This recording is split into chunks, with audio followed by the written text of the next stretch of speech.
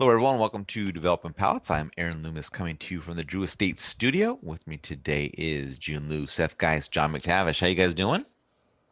Doing well. Good man. We're still working on my studio branding, but hopefully it comes soon. Call me, Justin. Call me.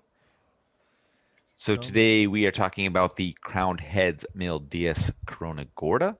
Cigar is 6-inch by 46 ring gauge. Comes out of the Tabacalera Pichardo factory in Nicaragua. Wrapper is Ecuadorian Habano. Binders from Nicaragua. Filler is from Nicaragua, Peru, and Costa Rica. Price point is $9.25. The cigar was released in August of 2020, and we picked these cigars up from Lake Country Cigars in Wisconsin. So go to lccigars.com, grab their phone number, give them a call, ask what they have in stock, which is a lot of stuff, and place an order, and they'll take care of you. And listen, they're in Wisconsin, so that means they will certify it. That's right. There's a little election joke right there. There you go. All right, June, what were your overall thoughts on the Mil Días? Um, it was almost like smoking two different cigars for me. The beginning of it, the first couple of thirds, I thought was really good. It's very like buttery, oily texture smoke. Got a lot of like butter bread, like ripe prunes, hay, and like when you retrohale it, started getting some nice spice to it. Medium body, medium strength, uh, but by the time it got to that final third, I thought that it was it was like completely changed. I got like this mainly dry cedar baking spice, like a stale pepper to it. Um, so I don't know. I mean, I don't think I've ever had a cigar where like between the first half and let's say the second half was so different. But this was yeah, maybe it needed some like some extra little oomph and seasoning, maybe from like certain seasoning brands or something. All right, Seth, what were your overall thoughts? um, listen, I like the cigar. I thought it had a really nice beginning. Really good spice qualities. Cinnamon, anise. Was getting some cream and cherry. What was it? Medium, yeah, medium strength body. Second, third showed some changes. I was getting some more like creamier qualities. Pepper was beginning to becoming it's part of the equation, whatever I'm trying to say. Final third shows some metallic qualities, but I'm still getting the coffee and cream and cedar and some cherry notes. But so it's average. Very good construction and wonderful draw from beginning to end. John, what were your thoughts? So, first of all, you guys know how a few weeks ago we had this discussion about a cigar where the pre-light experience, I had to reach out to Aaron and I was like, what is going on?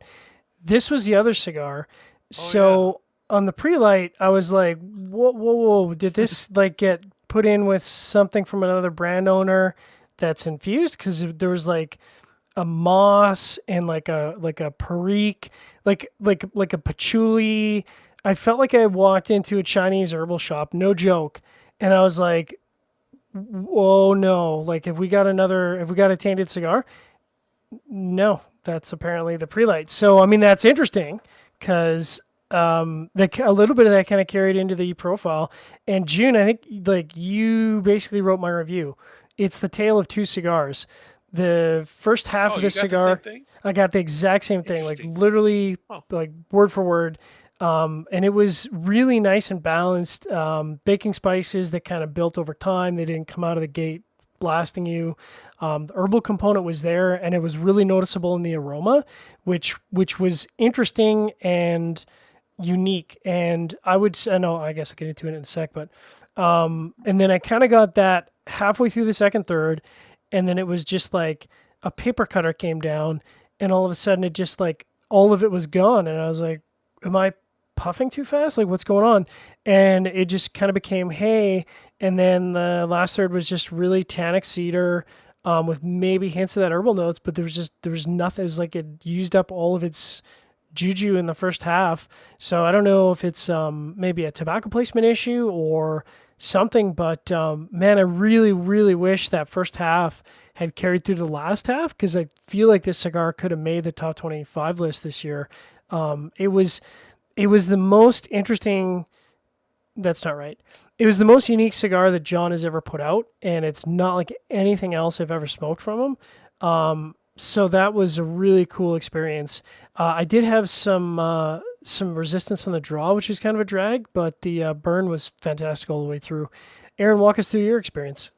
Yeah, I thought the aged wood and the mustiness provided a nice start for the cigar. Once the dry earth joined in, though, it took things down a notch. Then the kind of char built up in the final third and took things down another notch. So, um, nice age profile to begin with. Just kind of degraded from there, though. It's a blend that they've been working on for a really long time, but it just wasn't something that it's for me. Just didn't wow me or anything like that. So I don't really see myself returning to this one at all. Getting the score, start at the top with John at 6.52. Jiunn and Seth both gave it a 6.10. I gave it a 5.35. So, John, how'd that 6.52 match up for you? Yeah, it matches up well. I think the little bit of a resistant draw kind of held it back a little bit. I could see this if the sample was perfect. I could see this getting up to say sample. I don't know why I said sample. We bought these, but if it had a perfect draw, I could see this being up in the 6.7s. I would definitely smoke this again just by the nature of this being such a unique cigar, such a unique profile that I haven't had before, and I can't really say is like anything else. So yeah, that definitely deserves that score. All right, Jiunn, 6.10. Yeah, it's not the greatest score, but I do want to smoke more of these just because I want to like check that such the such a split personality of a cigar is going to be consistent within smoking. So I like to smoke more of these to prove that out. Um, I didn't know they were working on it for a while. What is that all about? They were trying to blend this for a while. What Yeah, is it? apparently this has been something they've been working on for a really long time, and they think that they finally got it together this year Hmm. and put it out. So Well, Peruvian tobacco and Costa Rican tobacco, that's there's not a lot of guys who do that. So yeah. All right, Seth, yeah, 6.10 as well. Yeah, listen, I thought it was a good cigar with really good construction. This is I think the second they did that Juarez release, Crown Heads and Yeah. Charta, which I also liked Yeah. as well. Um, it's kind of a factory. I'm actually liking what he puts out of that factory than what he's doing other places. So it's cool, and I think it's great that he's using some tobacco that's not used that often. Yeah. What comes out of this factory? Like what other brands? Ace Um, Prime doesn't. Ace Yep. Prime, and then Pichardo has their own lines as well now. So Who? Pichardo, Push hard. Oh, right. Okay. yeah. Gotcha. So you have some of that stuff as well. Yeah. So my 5.35 matches up well. I mean, that was a fairly average flavor profile. Had some resistance to the draw. Burn was just a little wavy, but it was okay. Just I don't know, man. Pretty light to what I experienced in the smoke is just completely different. I was hoping that I could get some of that pretty light because I got what John got. I got some fire cured smokiness kind of stuff going on. I got some beef jerky going on, and I Yeah, could go it's for almost like Very Perique. unique. I could go for a smoky, meaty type smoke, but that's just not what I got from once It the was like flame hit it. It's like So Octomore, John. Yeah, totally, totes, 100%. so I any mean, it was final yeah, thoughts it from was. you guys on this? I mean, I would well, based on my scar. I mean, just like I said, I'd keep these around just because. I mean, the aroma alone was like, what the heck is going on here? Well done. Great product. Keep doing what you're doing. Like Seth said, this is the kind of stuff they're coming out with from Pichardo.